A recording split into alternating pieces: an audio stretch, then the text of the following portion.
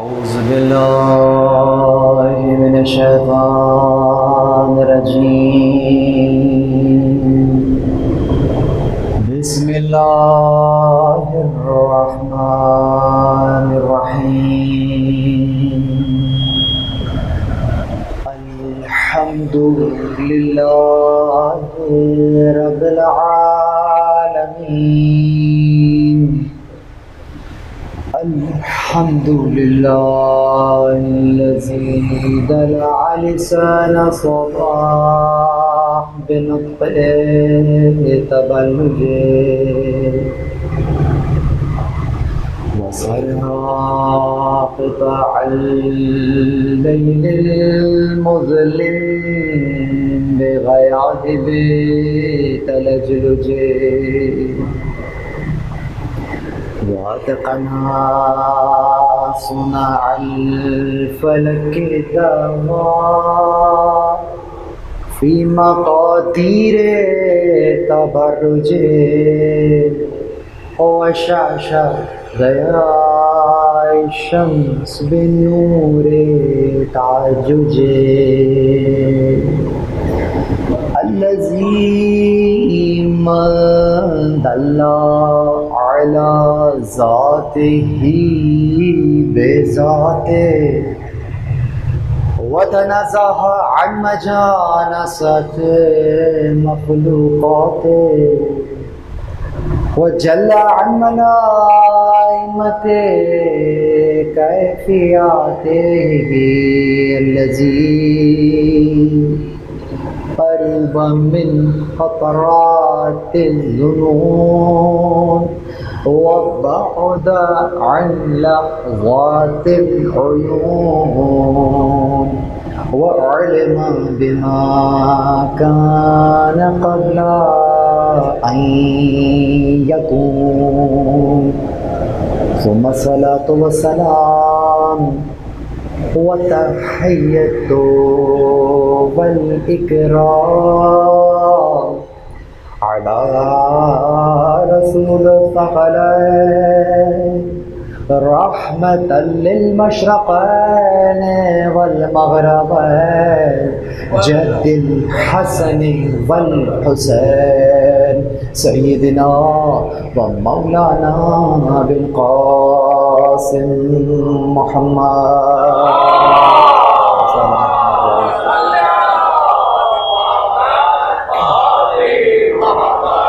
व अहले बैतिही त्तय्यबीन अत्ताहिरीन अल-मासूमीन अल-मज़लूमीन अल-मुंतजबीन अल्लज़ीना अज़हबल्लाहु अन्हुम रिजसा व तahhirahum तत्हीरा।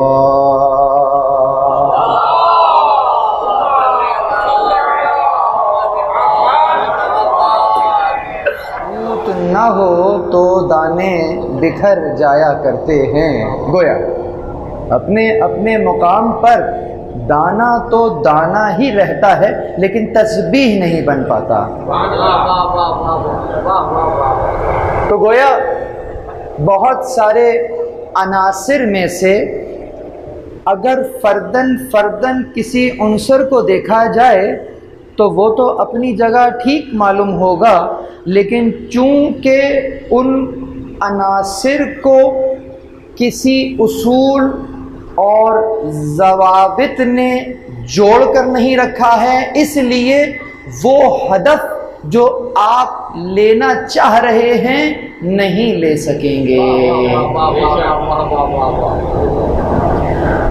यहाँ से हमें ये बात बहुत आराम से समझ में आ जाएगी कि इसका मतलब ये है कि फ़कत नज़्म से काम नहीं चल सकता, नज़्म के साथ अगर निज़ाम ना हो तो फिर मतलूबा अहदाफ नहीं हासिल किए जा सकते। समझ में आ रही है बात? अब सवाल ये पैदा होता है कि वो मतलूबा अहदाफ कौन से हैं, और उन अहदाफ तक पहुँचने के लिए जो निज़ाम वदा किया जाएगा वो यकीनन कुछ उसूल और ज़वाबित पर इस्तवार होगा। तो वो उसूल और ज़वाबित कहाँ से आएंगे जो उस निज़ाम की जड़ें करार पाएगा। अब आहिस्ता आहिस्ता आगे चल रहे हैं। अब अब यहाँ पर हमने ये देखा है कि इंसानों की फितरत ये है कि हर इंसान फितरतन अपना फ़ायदा चाहता है। भाई अगर आप हम तो कहते हैं पाकिस्तान में जो मसला है वो क्या है, पाकिस्तान में मसला ये कि ज़मींदार जो है वो असेंबली में पहुंचा हुआ है। अब जब ज़मींदार असेंबली में पहुंचकर कानून बनाएगा तो क्या फ़ायदा किसानों को देगा? सीधी सी बात है यकीनन।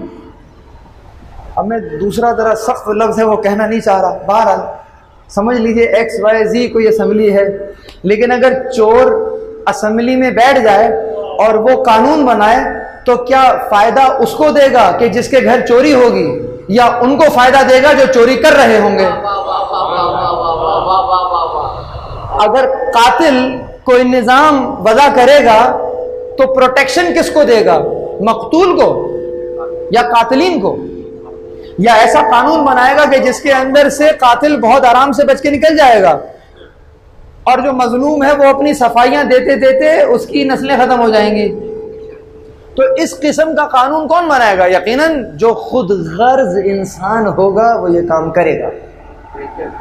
और थोड़े बहुत खुद गर्ज तो हम भी हैं यकीनन। गाड़ी चलाते हुए ट्रैफिक की एग्जाम्पल ले लीजिए, चाहते हैं बस मेरी गाड़ी निकल जाए, दूसरे का रास्ता मिले ना मिले बस मैं निकल जाऊं। ऐसा है या नहीं? खुदा ना खास्ता कहीं से खबर आई कि फला जगह कोई ऐसा नाखुशगवार वाक़या हो गया है तो फ़ौरन अपने बच्चे को फ़ोन किया जाएगा, बेटा कहाँ हो? कहेगा हाँ मैं खैरियत से हूँ। हाँ शुक्र है परवरदिगार का। लेकिन वो जो 10 लाशें गिरी हैं वो भी तो किसी के बेटे थे। देखें ये बेइख्तियार फ़ोन अपने बच्चे को जाएगा और जब वो कहेगा हाँ मैं खैरियत से हूँ, कहेंगे शुक्र परवरदिगार, अच्छा है शुक्र परवरदिगार अदा किया है। लेकिन वो जो 10 मरे हैं वो भी तो किसी के थे। यानी फितरतन इंसान जो है वो अपना फ़ायदा चाहता है। अच्छा, माँ यकीनन अपने बच्चे के ऊपर शफकत करती है और ये परवरदिगार ने रखा है इसके अंदर, इंसान के अंदर ये रखा है, अच्छी बात है। इस अंदाज से अपनी फैमिली से जुड़ा रहना, अपने ख़ानदान से जुड़े रहना यकीनन।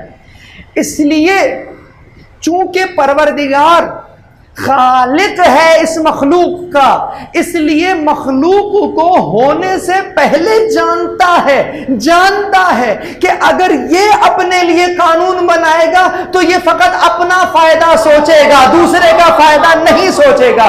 इसलिए परवरदिगार ने कानून बनाने का हक अपना रखा है, मखलूक का नहीं रखा। दुरूद पढ़े मोहम्मद वाले मोहम्मद।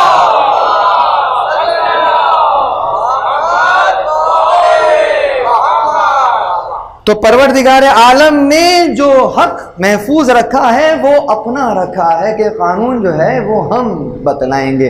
इसीलिए आयत के अंदर भी मिजाज भी यही है, इन्नमा वलियुकुम, बस कलिमा हसर है। आपसे पूछ नहीं रहे, आपसे मशवरा नहीं ले रहे हैं, हम यहाँ पर इलेक्शन भी नहीं करवा रहे, हम कह रहे हैं बस ये है, सोचने की ज़रूरत नहीं है। अब खुदा के लिए ये ना सोचिएगा कि अल्लाह ताला वली है या नहीं है, आओ कोई शूरा बिठा देते हैं। शूरा फैसला नहीं करेगी कि अल्लाह वली है या नहीं है, अल्लाह वली है। और अगर वो वली है तो वही कह रहा है ये रसूल भी उसका वली है। रसूलुहु, रसूल किसे कहते हैं? रसला से है, भेजा गया है। अल्लाह वली है, रसूल वली है। रसूल होता तो बात समझ में आ रही थी, नहीं, यहाँ हु का इजाफा भी है, उसका, यानी कि उससे हटकर कोई वली नहीं हो सकता। जहां भी विलायत नजर आएगी तो विलायत उसी ही की होगी। अब परवरदिगार आलम वली है, उसने कानून बनाया। कौन सा कानून बनाया? कानून की 2 किस्में हैं, एक कानून कानून तकवीन है और एक कानून कानून तशरीई है, या तकवीनी और तशरीई।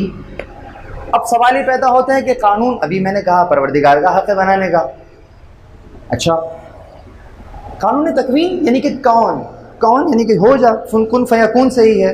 कायनात का निज़ाम जो चल रहा है, कल भी एग्जाम्पल दी थी हमने, और एटम के अंदर गर्दिश करते हुए इलेक्ट्रॉन की एग्जाम्पल दी थी कि जो गर्दिश का कानून है ये साइंटिस्ट ने बनाया है या एक्सप्लोर किया है? तो साइंटिस्ट ने कानून को एक्सप्लोर किया है, और आपको मालूम है कि उस साइंटिस्ट का उस कानून पर कितना एतकाद है, इतना एतकाद है कि उस कानून पर एतबार करके उसने अपनी अगली ईजाद कर ली कि ये कानून मुझे कभी धोखा नहीं देगा। ये कानून तो वो भी जानता है कि अगर पानी को इतने डिग्री पर उबाल दिया जाए और टेम्परेचर यहाँ पहुंच जाए तो उबाल आ जाएगा, और फिर जो भाप होगी उसमें जो कुव्वत होगी वो कभी कम नहीं होगी। उसने इस कानून को जानकर, बनाकर नहीं, जानकर स्टीम इंजन बना दिया और खुद को उस इंजन के हवाले कर दिया। अब वो इंजन जहां जाएगा इसे भी वहीं ले जाएगा। ऐसा ही है, ठीक है। इसको, इंजन को कानून याद दिलाने की जरूरत तो नहीं होगी, वह कानून है। समझ में आ रही है बात? अच्छा, अब अगर ये कानून है तो हम ये जानते हैं कि यकीनन आपने बनाया नहीं है तो किसी ने तो बनाया होगा। भाई किसी का तो फेल ये होगा। स्टीम इंजन बनाना तुम्हारा फेल है, मगर ये बताओ स्टीम बनाना किसका फेल है? तो फिर अब ये अपने अंदर से पूछेगा कि हाँ वाकईतन इतना, हम तो समझ रहे थे कि फ़कत धुआं है, लेकिन इस धुएं के अंदर इतनी कुव्वत है। मैं समझ रहा था कि पावर और सख्ती तो पत्थर में होती है, ये तो धुएं में इतनी सख्ती है कि पूरे इंजन को धकेल रहा है। अभी समझे मैं आपको कहाँ लेके जाऊंगा, अभी आहिस्ता आहिस्ता चलें, अभी ग्राउंड बना रहा हूँ मैं, आगे चलें। तो बस इसी तरीके से एक ये कानून है। ये कौन सा कानून है? तकवीनन कानून था।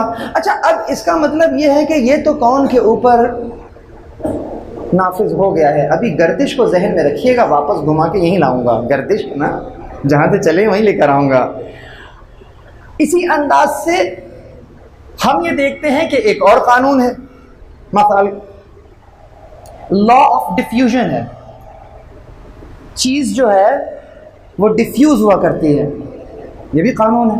मसलन चाय तो सब पीते हैं, जब चाय में आप वो शक्कर का डीला डालते हैं थोड़ी देर के बाद वो घुल कर पूरे महलूल में चला जाता है। इसको जो घोला है, ये जो घुलने की सलाहियत है, ये आपने पैदा की है या आपने एक्सप्लोर की है? आपकी तो चाय भी मीठी नहीं हो सकती थी।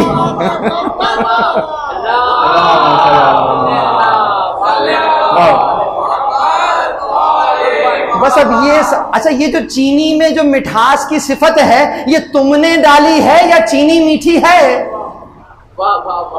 ठीक है, अगर चीनी में शीरनी इतनी अच्छी है तो ये सोचो कि इस शीरनी को शीरनी बनाने वाला कितना शीरनी होगा। सही है। तो लॉ ऑफ डिफ्यूजन है, क्या है? पानी में डाल दीजिए, थोड़ी देर के बाद जहां मिठास नहीं थी वहां मिठास खुद पहुंच जाएगी। मिठास नहीं कहेगी उस पानी से कि जो कि कड़वा है कि तुम मेरे पास चलकर आओ तो मैं तुम्हें मीठा करूंगा। नहीं, मिठास खुद चलकर जाएगी और उसे मीठा कर देगी। मैं तो लॉ ऑफ डिफ्यूजन बता रहा हूं। ये किसका कानून है? खुदा का।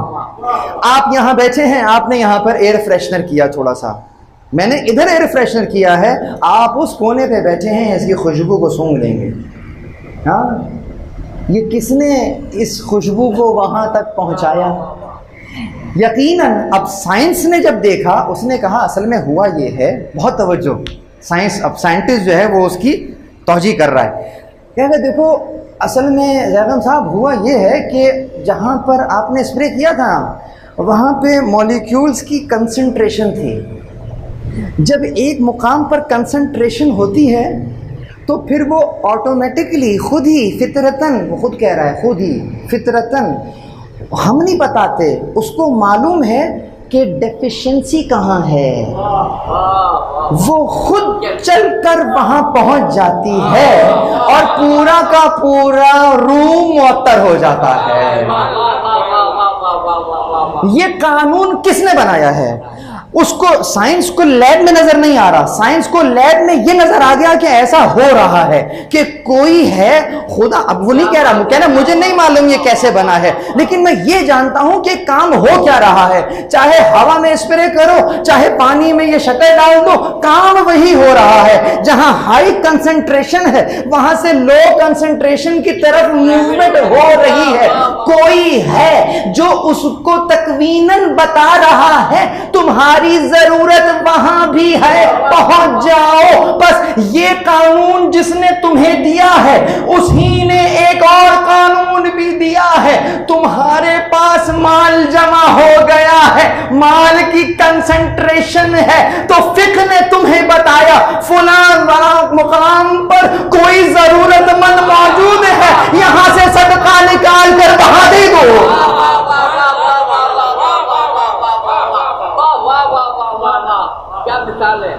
तो आप अगर देखें तो जो कानून वहां नजर आ रहा है वही कानून यहां नजर आ रहा है। अब ये अलग मसला है कि मैंने जैसे ही सदका कहा तो वहां से हमारे जहन में मस्जिद का गल्ला ही आता है। सदका फकत पैसे को नहीं कहते, माली अंदाज से जो चीज़ दी जाए उसको सदका नहीं कहते। कभी सोचें कि सदक़े को सदका कहते क्यों हैं? किस वजह से सदक़े को सदका कह रहे हैं?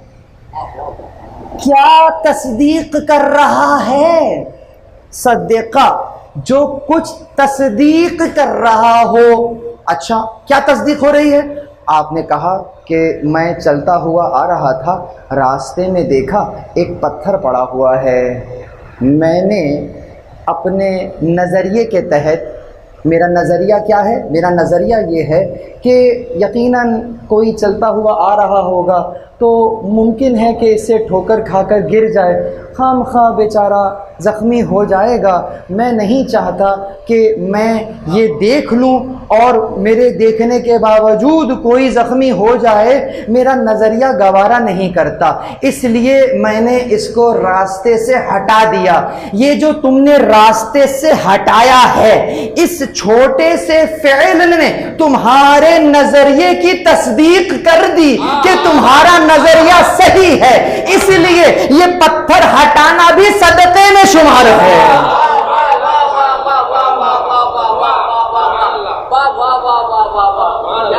ये तुम्हारे नजरिए की तस्दीक है, यानी कि तुम्हारा नजरिया तो थ्योरी है ना, और ये जो पत्थर हटाया है ये प्रैक्टिकल है। तुम्हारे प्रैक्टिकल ने तुम्हारी थ्योरी की तस्दीक की है कि जो तुम्हारी थ्योरी है तुम वाकईतन उसके पैरो हो। इसी अंदाज से तुमने किसी मुफलिस को देखा, तुम्हारी गैरत ने गवारा नहीं किया कि मेरे होते हुए ये मुफलिस कैसे हो सकता है, आपने यहां से कुछ माल निकाल कर उसको दे दिया, तो ये भी सदका कहलाया। अरे आप ताकतवर थे, आपने देखा कोई ज़ईफ फर्श पर बैठा है और उठना चाह रहा है, उठ नहीं पा रहा, तुम्हारे पास ताकत की कंसंट्रेशन है, उसके पास डिफ्यूजन, उसके पास डेफिशिएंसी है। अब कानून का तकाजा क्या है कि यहां हायर कंसंट्रेशन से लोअर कंसंट्रेशन की तरफ जाए और उस कमजोर का हाथ पकड़कर खड़ा कर दो। ये तुम्हारे नजरिए की तस्दीक है।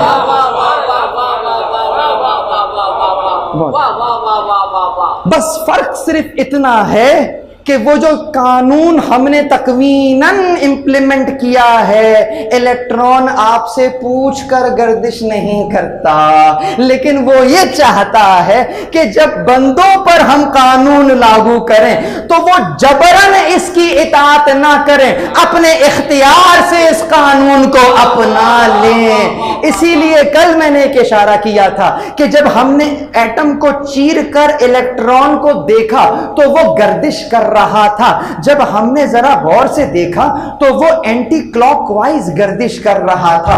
हम कायनात के अंदर चले गए, निजाम शमसी को देखा, सैयारे भी जो गर्दिश कर रहे हैं, वो भी एंटी क्लॉकवाइज गर्दिश कर रहे हैं। अरे हमने जहां भी गर्दिश देखी वहां एंटी क्लॉकवाइज ही गर्दिश देखी। फकत क्लॉक है जो क्लॉकवाइज चल रही है, बाकी सब कुछ एंटी क्लॉकवाइज चल रहा है।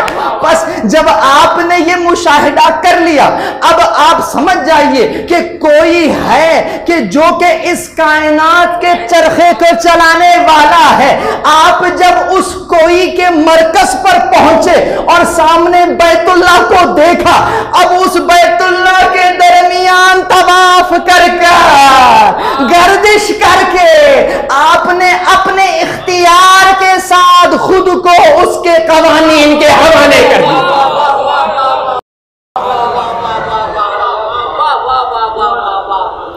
भाई ऐसा ही था ना। जनाब अमीर मुश्किल कुशा हैदर करनार नफ्सुल्लाह नफ्स रसूल कायल मुर्रुल मुहज्जिरीन यदुल्लाह माशाअल्लाह माशाअल्लाह लिसानुल्लाह वजहुल्लाह जुम्बुल्लाह उज़्नुल्लाह असदुल्लाह फातिह बब्रोहाब खंदक तफीन जमल नहरवान एलिया अबुल हसन ज़ौज बतूल कशाफ कुरूब कादुल नाकसीन कादुल मुशरिकीन सैयदुल अरब अबू तुराब मज़रुल अजाइब कुल्ले ईमान आयतुल्लाह उज़्मा शहंशाह औलिया सवारुल फता कुल्ले खान अली इब्ने अबी तालिब गालिब कुल्ले गालिब बलंदर सलवात अल्लाहुम्मा सल्ली अला मुहम्मद व आले माशाअल्लाह माशाअल्लाह। ये तज़किराए विलायत के तुफैल मौला के इतने अलकाब याद करने को हमारे बच्चों को मिल जाएंगे। क़िबला की सेहत और सलामती के लिए बुलंद आवाज में दुरूद पढ़ लीजिए। माशाअल्लाह। तो चुनाचे कितने अच्छे और कितने बारीक अंदाज से परवरदिगार अपने कानून से हमें अलाइन करना चाह रहा है। बस फ़र्क सिर्फ इतना रखा है कि वहाँ इख्तियार नहीं रखा, हमारे पास इख्तियार रख दिया है। अब चूंकि हमारे पास इख्तियार रख दिया है तो फिर हम इस इख्तियार का गलत फ़ायदा भी उठाएंगे। बहुत से लोग तो कहते ही यही हैं कि भाई फिर इख्तियार का फ़ायदा जब इख्तियार दिया है तो हम डेविएट करेंगे। तो फिर हम देखते ये हैं कि उसने इसी कानून के तहत आपको ये भी बतला दिया था कि ताकत असल में क्या होती है। मसलन आपको अब एक और कानून की तरफ ले जाता हूँ। आज कल की मजलिस की तरह मिसालें कुछ ज़्यादा हैं लेकिन समझने के लिहाज से बहुत आसान होती हैं। अब हम चूँकि निज़ाम में विलायत तक जाना चाहते हैं तो अभी हम निज़ाम तकवीन में सैर कर रहे हैं कि ज़रा देखें तकवीन में कैसा निज़ाम चल रहा है। मसलन आपने एक बीज लिया और उस बीज को ज़मीन में बो दिया, या यूँ कहिए कि बीज को तुराब के हवाले कर दिया। बीज को तुराब के हवाले कर दिया। अच्छा, अगर इसी बीज को आग के हवाले कर देते हैं तो क्या होता? ख़त्म हो जाता। आपने इसको आग के हवाले नहीं किया, तुराब के हवाले किया है। और तुराब ने क्या किया? आपने जो अमानत दी थी उसको किस अंदाज से संभाल के रखा, और उसके बाद जब ये बीज, ख्याल रहिए अमानत क्या दी है? बीज दी है। अब ये वापस करेगा, आपको बीज वापस करना है ना, लेकिन बीज वापस करने के लिए ये क्या क्या करेगा? ये ऐसा करेगा, अभी जल्दी से गुजरूंगा यहाँ से। सबसे पहले तो इसमें से एक नन्ही सी कोंपल बाहर आएगी। इस कोंपल को कौन बताएगा कि तुमने उस तरफ बढ़ना है, जमीन की तरफ नीचे नहीं जाना है? किसी ने बताया इसे। उसके बाद ये इतनी, मेरे लफ्जों पर गौर कीजिएगा, बच्चों से कह रहा हूं, मेरे लफ्जों पर गौर कीजिएगा। ये नन्ही सी कोंपल इतनी ताकतवर थी कि सख्त जमीन का सीना चीर कर बाहर आ गई। समझ में आया ताकत कहाँ है? ये नन्ही सी कोंपल इतनी ताकतवर थी। क्यों? इसलिए कि इसमें हमें इनकिसारी नजर आ रही है। इसमें हमें नरमी नजर आ रही है। इस नरमी में इतनी कुव्वत थी कि सख्त से सख्त चीज का सीना चीरकर बाहर आ गई। अब बाहर आने के बाद क्या किया? अब यकीनन ये तुराब से अपने कमाल को कस्ब कर रही है। बहुत समझिए, कानून समझिए, तुराब से अपने कमाल को कस्ब कर रही है। इसका कमाल क्या है? इसका कमाल यह है कि ये कोपल से पौधा हो जाए।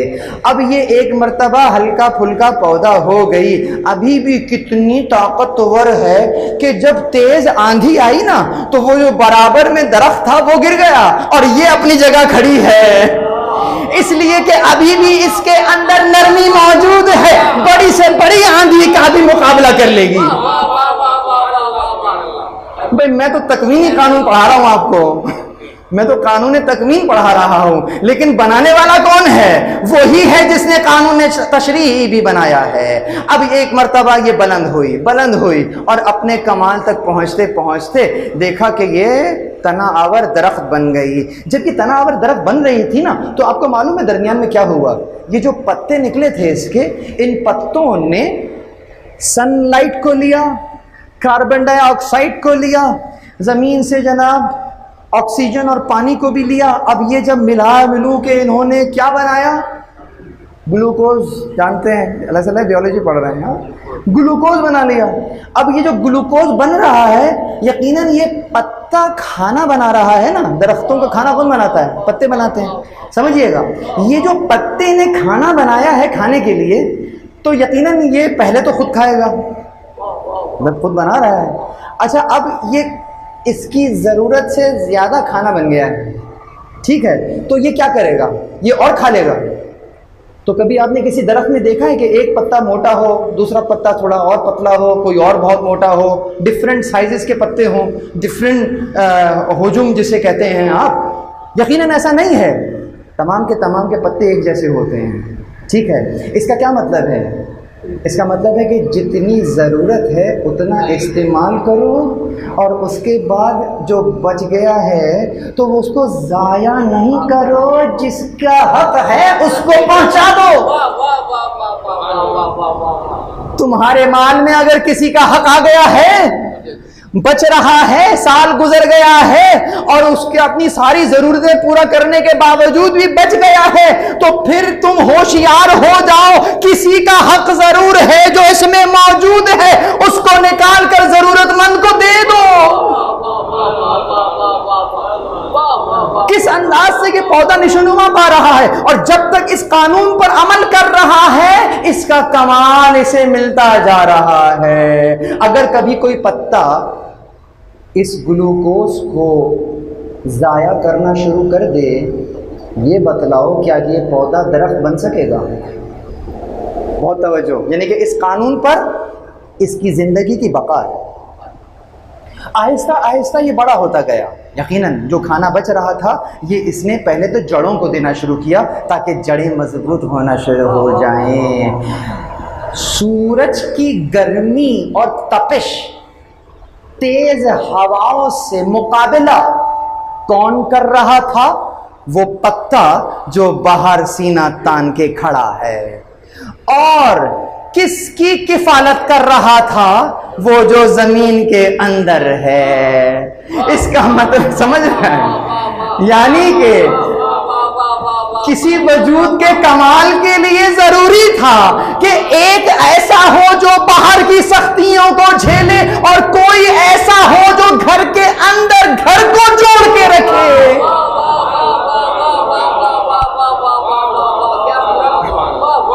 और वो वहां से इसकी ग़िज़ा का इंतजाम करे।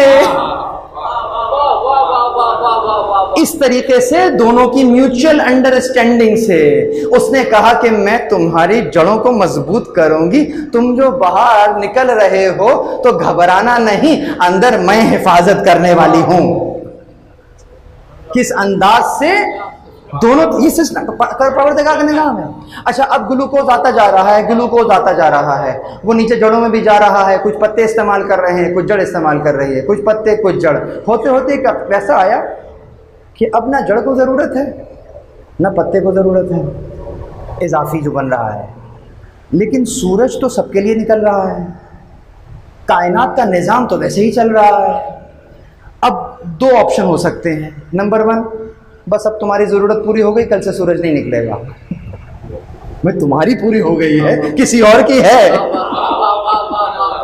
तुम्हारी पूरी हो गई है ना, लेकिन किसी और की है तो सूरज तो रोज निकलेगा। अब सूरज रोज निकल रहा है, हवाएं चल रही हैं, कार्बन डाइऑक्साइड भी है, ऑक्सीजन भी है, पानी भी है, सब कुछ है। उसका लाजमा ये है कि यकीनन यहां ग्लूकोज बनेगा। तो अब ये कहां लेकर जाए? उसने कहा कोई मसला नहीं, घबराओ नहीं। अब इसकी शाख में फूल आ गया, उसने वहां पर भेज दिया, इजाफी है ना। फूल आहिस्ता आहिस्ता बड़ा होने लगा और फल बन गया। वो सब वहाँ पर कंपोज हो रहा है, वहाँ डिकम्पोजिशन उधर हो रही है, उधर उसकी स्टोरेज हो रही है उस ग्लूकोज की। और क्या ही ज़बरदस्त निज़ाम है कि उस ही दरख्त में, जिस दरख्त में ये जहाँ जिस ज़मीन में लगा है, उसी दरख्त के बराबर में एक पौधा और लगा हुआ है। ये तो तसव्वुर कर लीजिए कि किसी मीठे फल का दरख्त था, बराबर में जो पौधा लगा था वो तसव्वुर कर लीजिए कि मिर्चों का पौधा लगा हुआ था। दोनों ने तुराब से अपने अपने कमाल को कस्ब किया है। जो मीठा दरख्त है उसमें मिठास बढ़ती गई, जिसमें मिर्चें थी उसमें मिर्चें। अब यहां पर अपना अपना कमाल कस्ब हो रहा है, हो गया। अच्छा, अब उसके बाद क्या हुआ? अब फल बन गया। अब ग्लूकोज तो आया जा रहा है, क्या करें? तो फिर जब ये फल बन गया तो ये फल दरख्त तो खाएगा नहीं। अब ये कौन खाएगा? ये जो आसपास और मखलूक़ात चल रही है। मुझ जैसे किसी आदमी ने वो फल तोड़ा और उसको इस्तेमाल कर लिया, तो वो जो उसमें एनर्जी थी अब वो मेरे वजूद का हिस्सा हो गई है। और मैं जो इताअते खुदा के लिए 2 रकत नमाज पढ़ना चाह रहा था, इसके लिए कुव्वत मैंने इसी पौधे से हासिल की है। तो घूम फिर कर फिर उसने अपनी ही बारगाह में ले आया। अब उस पौधे को भी नहीं पता कि वो क्या क्या खिदमत अंजाम दे रहा है अजीजों। लेकिन एक बात आप दरमियान में मिस कर गए, ये जो फल मैंने तोड़ा था, जब इस फल को मैंने खोला तो कल जो अमानत मैंने उस तुराब को दी थी, उसने उस जैसे कई बीज मुझे दे दिए। अब सोचिए, अगर ये तुराब का कमाल है तो जो अबू तुराब है उसका कमाल क्या होगा?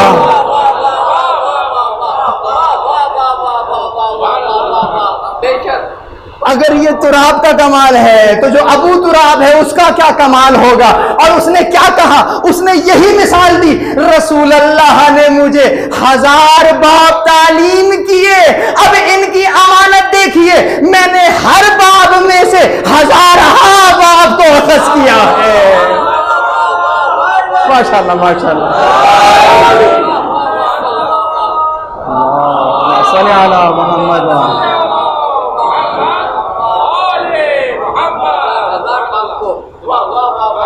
ये है तुराब और अबू तुराब का रिश्ता।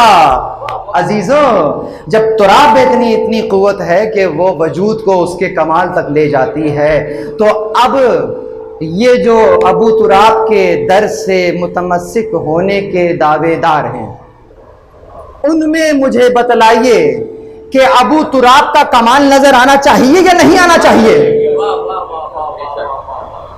यकीनन आना चाहिए।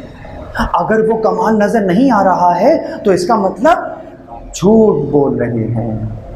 यकीनन वो हमारी शिफात करेंगे, वो हमारे शफी हैं, वो हमारे लिए सिफारिश करेंगे, यकीनन करेंगे। लेकिन बरादरान ईमानी, सिफारिश तो वो यकीनन करेंगे, लेकिन ये बतलाओ कि सिफारिश करवाने की सलाहियत कौन पैदा करेगा?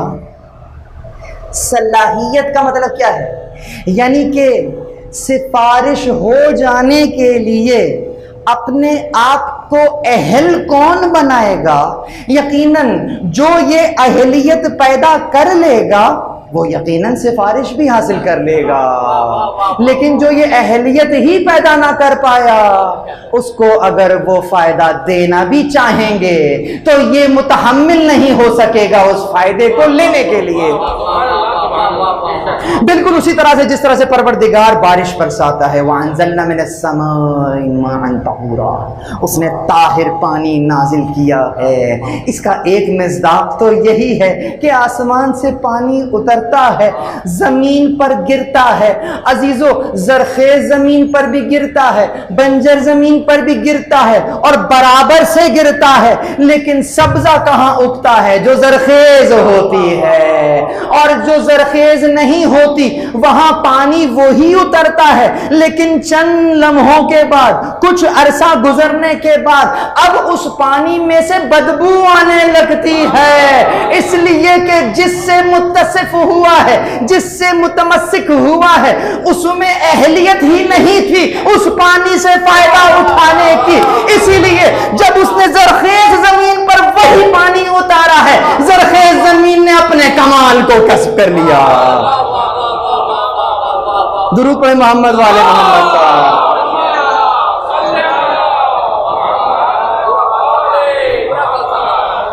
वो पानी था जो तहूरा उतरा था। ये आयत ततहीर के मिसदाक है जिन्हें हमारे दरमियान में उतार दिया है। अब इन मिसदाक़े मसादीक़े आयत ततहीर से अगर इस्तिफादा करना होगा तो यकीनन अपनी बातनी कैफियत को आमादा करना होगा। शक्कल कमर, क़यामत करीब हो गई, चांद दो टुकड़े हो गया। क़यामत करीब हो गई, चांद दो टुकड़े हो गया। कितना अरसा हो गया इस आयत को आए हुए? 1400 साल गुजर गए। क़यामत आ गई? नहीं आई। अच्छा, अगले आगे 200-300 साल के अंदर प्रोग्राम है आने का? मालूम नहीं, हो सकता है हो सकता है आ जाए और हो सकता है नहीं आए। 1000 साल तक हो सकता है ना आए। अच्छा, जब 1000 साल गुजर जाएंगे और क़यामत नहीं आएगी तो क्या आप कुरान में से इस आयत को डिलीट कर देंगे? क्या बात है, वाह वाह वाह वाह वाह। अगर 1000 साल के बाद भी क़यामत आएगी तो आयत तो अपनी पूरी आबोताब के साथ मौजूद होगी कि हमने क़यामत को करीब कर दिया। ये 1000 साल भी खुदा के नज़दीक करीब है। खुदा के नज़दीक ये 1400 साल जो अभी गुजर गया है करीब है। मज़ीद 1000 साल गुजर जाए करीब है। ये कुरान का करीब है। अजीज़ों, अगर कुरान का करीब इतना है तो अगर वही कुरान ये कह दे कि इन्नमा युरीदुल्लाहु लियुज़हिबा अन्कुमुर रिज्स, परवरदिगार का इरादा है कि रिज्स को तुमसे दूर कर देगा, जिसका करीब इतना है उसका दूर कितना हो।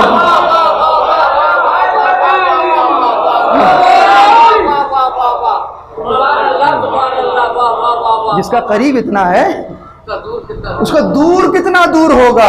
अजीजों, देखें, ये आलम असफल है ना, इस आलम असफल के अपने मसाइल हैं। इसके मसाइल ये हैं कि यकीनन मैं और आप, मुझ जैसा गुनाहगार आदमी भी आकर उनकी महफिल में बैठ जाएगा। लेकिन अजीजों, ये आलम असफल है। जब उस आलम में जाओगे तो फिर इस किस्म की कोई मजबूरी नहीं है। अब अगर कुर्ब चाहते हो तो बातनी तहारत होगी तो उनके नजदीक जा सकोगे, वरना परवरदिगार का इरादा यही है कि रिज्क को उनसे दूर रखेगा।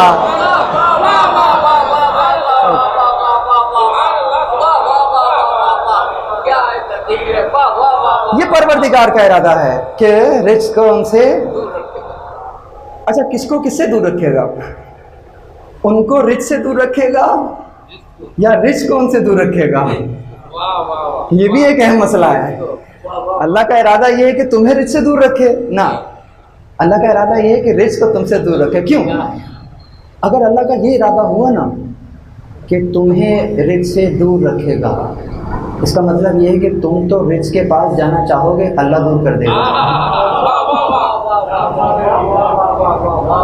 इसका मतलब ये है कि तुम तो जाना चाहोगे लेकिन अल्लाह दूर कर देगा। अल्लाह ने ये नहीं कहा, कहा नहीं, रिज्क को दूर रखेगा। इसका मतलब ये है कि रिज्क धोखा देने के लिए इनमें शामिल होना चाहेगा, परवरदिगार रोक देगा। भाई, रिज्क जब आपके पास आएगा तो ये थोड़ी कहेगा मुझसे मिलिए, मैं बहुत बड़ा रिज्क हूँ। ऐसे अपना तारुफ कराएगा। वाह वाह वाह यकीनन वो तो घुल मिल कर आएगा, उससे बड़ा मोमिन कोई नहीं होगा, उससे बड़ा मौला का चाहने वाला कोई नहीं होगा, और वो अपना तारुफ ही ऐसे कराएगा। लेकिन हम पहचानेंगे कैसे उसको? मिसाल, उसने रिज्क को उनसे दूर रखा है।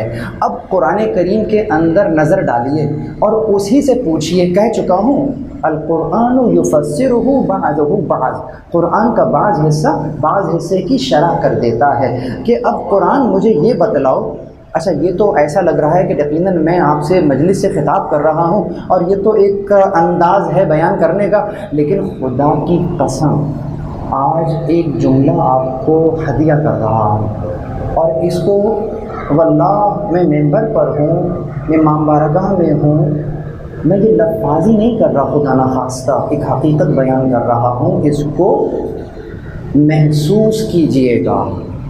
ये जो कुरान है ना आपके घरों में रखा हुआ, आज एक नुक्ता लेकर जाइए, इसे फ़कत किताब ना समझिए, इसको फ़कत एक बुक ना समझिएगा, इसको एक बुक जितनी अहमियत ना दीजिएगा कि और बुक से ऊपर रख दो, किसी किताब के साथ ना रखो, इस बुक को इन बुक से ऊपर कर दो। आपने उसकी जो फैमिली करार दी है वो बुक ही करार दी है कि किताबों में ऊपर रखो, ना ना, उसको किताब की कैफियत से बाहर निकालो।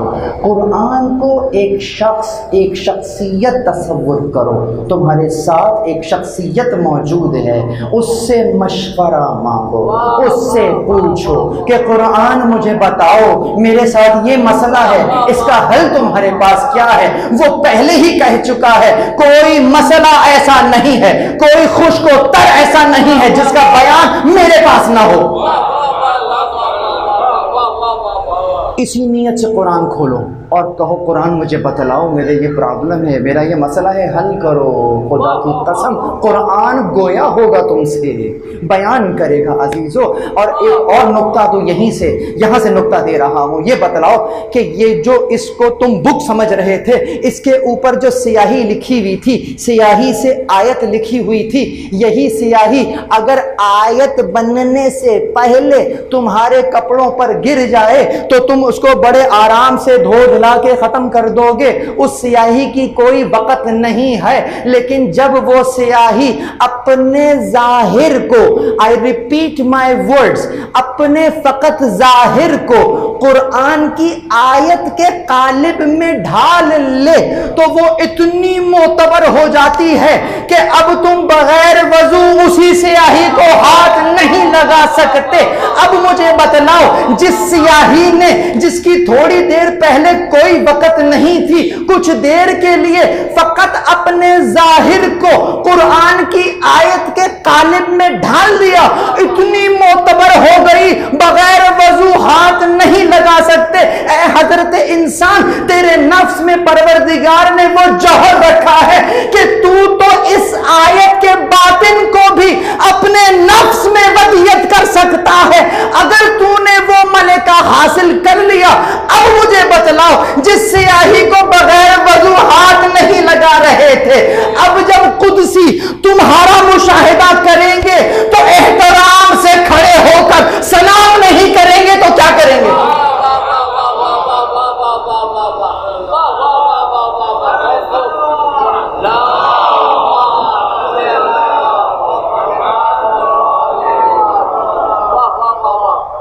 ला यमस्सहु इल्लल मुतहहरून, इसको मस नहीं कर सकते मगर वो जो पाक है। अब इसकी जो बातिन जौहर था उसको मस करने के लिए यकीनन मेरे बातिन को आमादा होना चाहिए या नहीं होना चाहिए? कैसे हासिल करोगे ये आमादगी? बस इस आमादगी के लिए बातनी तहारत जरूरी है। एक मिसाल दूंगा और फिर आगे चला जाऊंगा, लेकिन पहले रिज्क का मामला तो अलग कर दूं। वो जो कहा था ना कि हमने रिज्क को इनसे दूर रखा है, तो अजीजों अब कुरान से पूछो रिज्क क्या है? फज्तनिबुर रिज्स मिनल औतान, बुत परस्ती के रिज्क से बचो। हम समझ रहे थे कि फकत नजासत, जो तौजील मसाइल में नजासत है वही रिज्क होता है। कुरान ने तो और दरीचे खोल दिए। उसने कहा कि बुत परस्ती के रिज से बचो। ये जो आप ज़ियारत पढ़ते हैं इसमें भी तो कहते हैं, क्या कहते हैं? अशहदु अन्नका कुन्ता नूरन फिल अस्लाब शामिखा वल अरहामिल मुत्तहरा लम तुनजिस्कल जाहिलियत बिअंजासिहा। आपने किस नजासत का तस्करा किया है? आपने कहा मैं गवाही देता हूं जेहालत के रिज्स ने आपको मस नहीं किया। तो जियारत के उन्वान से जेहालत रिज्स है, कुरान में देखो बुत परस्ती रिज्स है। अब अगर कोई साहिबे जेहालत और कोई ऐसा शख्स कि जिसके शजरे में बुत परस्ती मौजूद है, इस्लाम लाने के बाद यकीनन रज़ी अल्लाह हो सकता है, अहले बैत में नहीं आ सकता।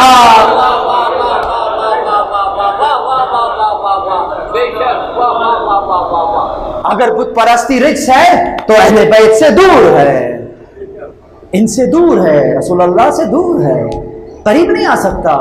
चुनाचा रिज्स चाहेगा, ये भी अहले बैत है, वो भी अहले बैत हैं, फहरिस्तें बन जाएंगी। तो उनकी फहरिस्तों को चेक कर लीजिए कि बुत परस्ती है या नहीं है। अगर बुत परस्ती है तो अंती अलल खैर, लेकिन यहां नहीं आ सकती, ठीक है, नाम लेने की जरूरत नहीं, बात जो भी है। तो चुनाचे अर्ज ये कर रहा था कि परवरदिगार का कानून है ये, इस अंदाज से। अब एक और मिसाल देकर बात को खत्म करूंगा, आज तो मजलिस ही मिसालों में चली गई। एक मिसाल देकर फिर आगे चला जाऊंगा।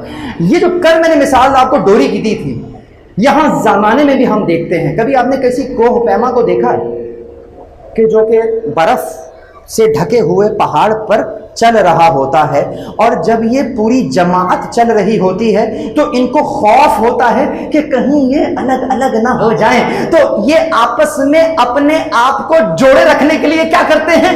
एक रस्सी हर शख्स अपने अपने से बांध लेता है और मजबूती से उस रस्सी को पकड़कर इंतहाई एहतियात से एक एक कदम फूंक फूंक कर आगे रखता है।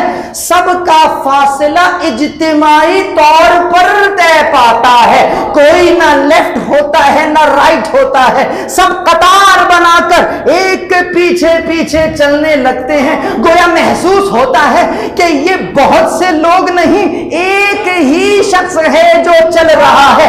कदम भी बहुत जमा जमा कर आहिस्तगी से रख रहे होते हैं, यकीनन हर कदम फूंक फूंक के रख रहे होते हैं। बस अजीजों, जिस तरीके से तुमने यहां एक रस्सी को देखा है जिसने तमाम के तमाम लोगों को जोड़ लिया है, विलायत उसी रस्सी का नाम है जिसने मोमिनीन को आपस में इस अंदाज से जोड़े रखा है कि आहिस्ता आहिस्ता अपने कमाल का सफर तय करते रहे।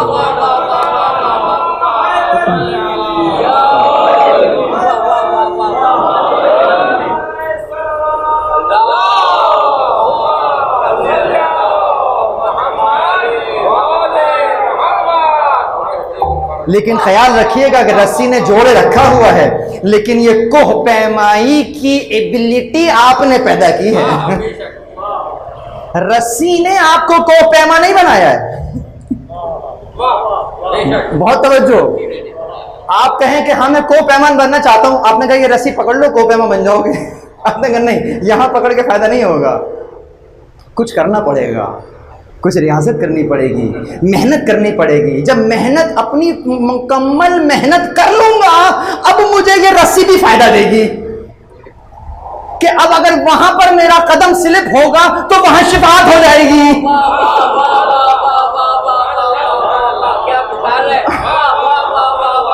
भाई कोशिश तो तुम करोगे, कोई हेलीकॉप्टर तो नहीं आएगा ऊपर से कि तुम्हें उठा के वहां चोटी पे ले जाएगा। चोटी पे तुम चढ़ोगे और ये कोह पैमाई का मलिका भी तुम हासिल करोगे। हिदायत कर देंगे हम, लेकिन प्रैक्टिकल तुम करोगे। और जहां देखो कोई मसला नहीं, फिसल जाओगे, रस्सी है ना पकड़ने के लिए। अब मुझे बताओ कि कोह पैमा की रस्सी तो तुम्हें नजर आ गई, क्या कुरान में कोई रस्सी नजर आई है? कुरान में अगर देखोगे वो रस्सी कुरान में भी नजर आ जाएगी। वो आते से मुंह भी हब्लिल्लाहि जमीअन वला तफरकू। आयत ने फरमाया नहनु हब्लुल्लाह, हम ही तो वो रस्सी है जो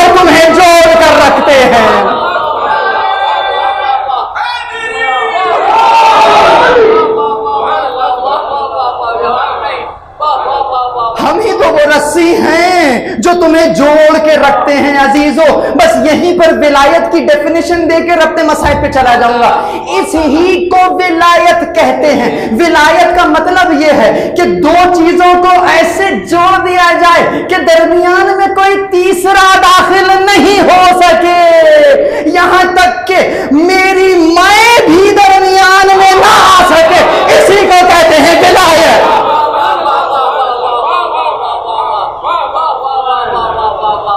मैं ऐसे उनसे जुड़ जाऊं कि फिर मैं ना रहूं, वो हो जाऊं।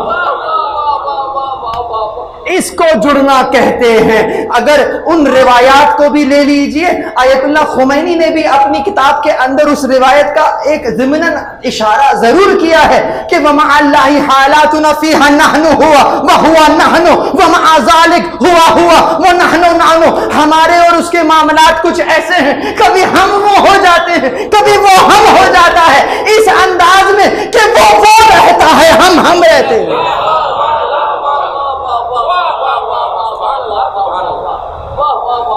दुरूद पढ़े मोहम्मद।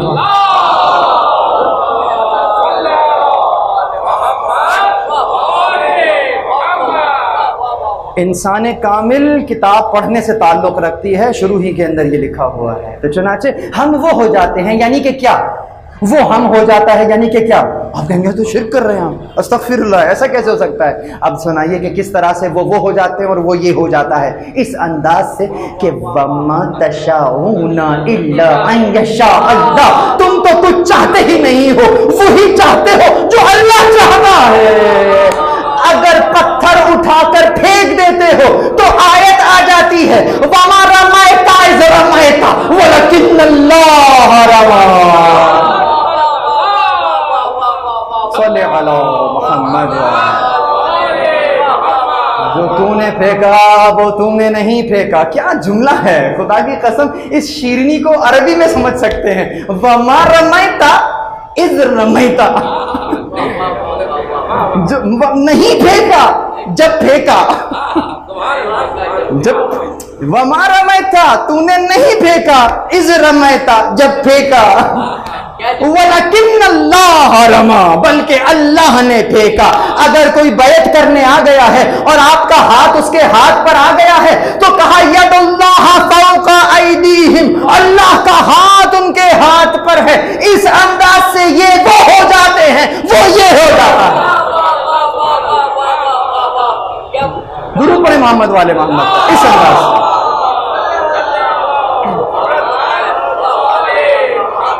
एक जुमला और हदिया कर रहा हूं, ला यनालु विलायतना इल्ला बिलवरा। लेकिन बहुत तवज्जो, मेरी ये विलायत, हमारी विलायतना, हमारी विलायत नहीं मिल सकती किसी को मगर ये कि वरा के जरिए। ये वरा क्या है?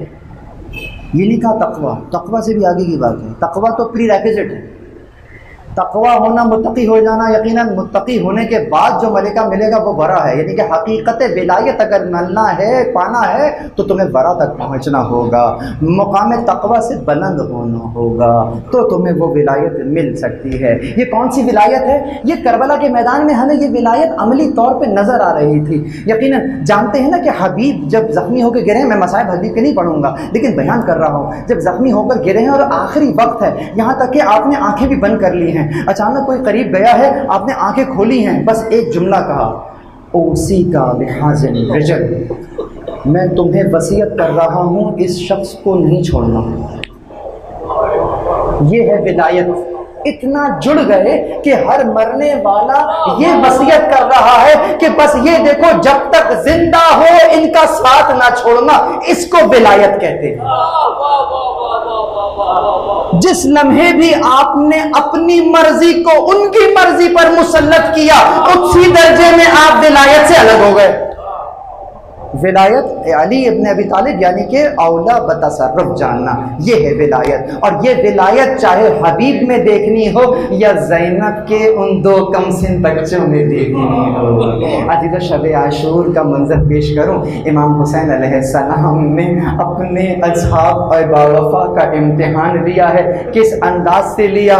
यकीनन समझते हैं कि हीरों को हीरों को रोशनी में परखते हैं जौहरी। शब्बीर ने मगर ये तरीका बदल दिया, चराग को गुल करके अपने हीरो को देखा कितने जगमगा रहे हैं। बस उसी तरीके से एक इम्तहान और लिया है और अब यहाँ पर सैयदानियों के खेमों का जायजा लिया है। हर खेमे में देख रहे हैं कि कोई ना कोई वालिदा जो है अपने बेटे को सजा रही है, संवार रही है कि कल देखो तुम कहीं अपने अपने वक्त के इमाम को पीठ ना दिखा देना, कहीं कल मुझे बीबी ज़हरा के सामने शर्मिंदा ना कर देना।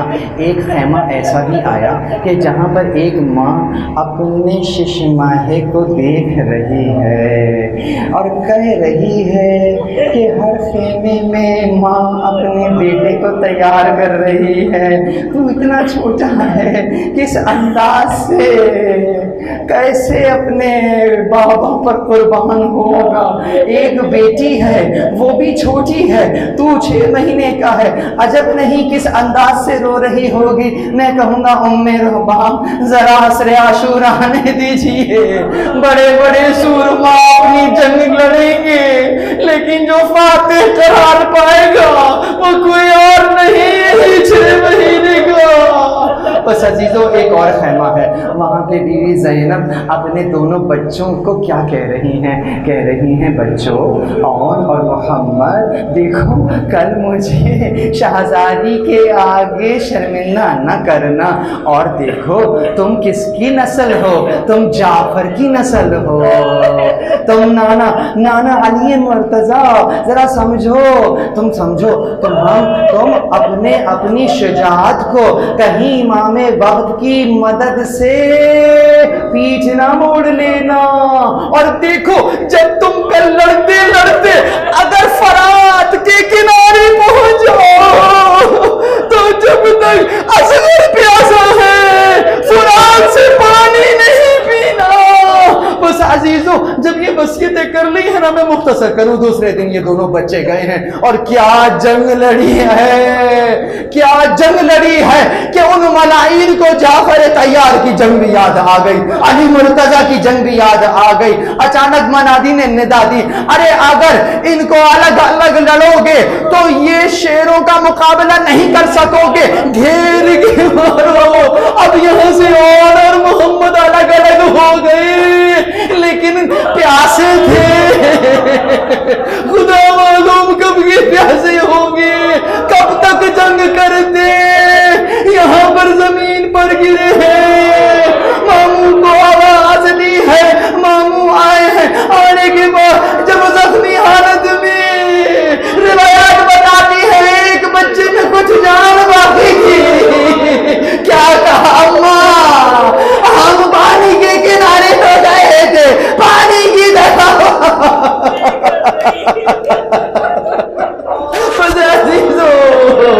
अजीजों वो वक्त नहीं आया, जब वक्त नहीं आया कि ज़ैनब ने जिस अंदाज से दोनों बच्चों को भाई पर सदका किया था, सदके से बात भी चली थी ना, तो यकीनन सदके की तरह ही आपने इस कैफियत में वो वक्त गुजारा है। बच्चों पर गिरिया नहीं किया, यहाँ तक के कूफा के रास्ते में भी बच्चों में गिरिया नहीं हुआ।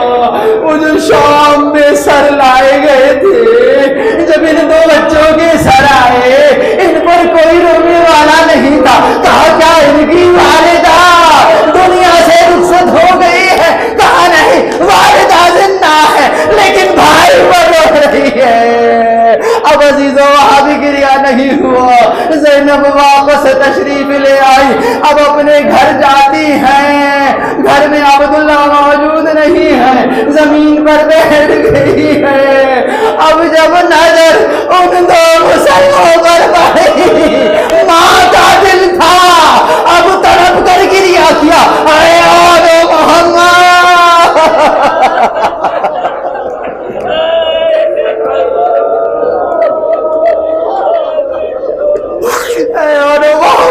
जुमले सुनी जब अब्दुल्ला घर में दाखिल हुए, देखा एक ज़ईफ़ा है जो जमीन पर बैठी है। कहा ज़ईफ़ा तू कौन है? आपने जरा चादर को हटाया।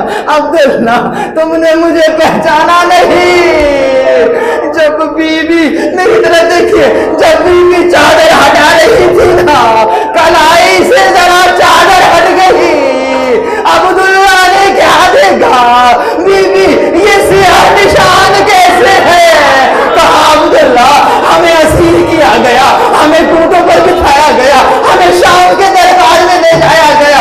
अब्दुल्ला ने ये सुना, एक चीख हवा में बढ़ाए, गिर गए। मैं कहूंगा अब्दुल्ला आपने फकत सुना है, देखा तो नहीं था। हाय मेरा मयूर अखियार के मजमे में, शराबियों के मजमे में मेरे दाप पिया बहने, और ये बीमार सर झुकाए रदन में गदाए वो तस्लीमन अम्र इन्ना लिल्लाहि व इन्ना इलैहि राजिऊन। वो सयअलम अन्नज़ीना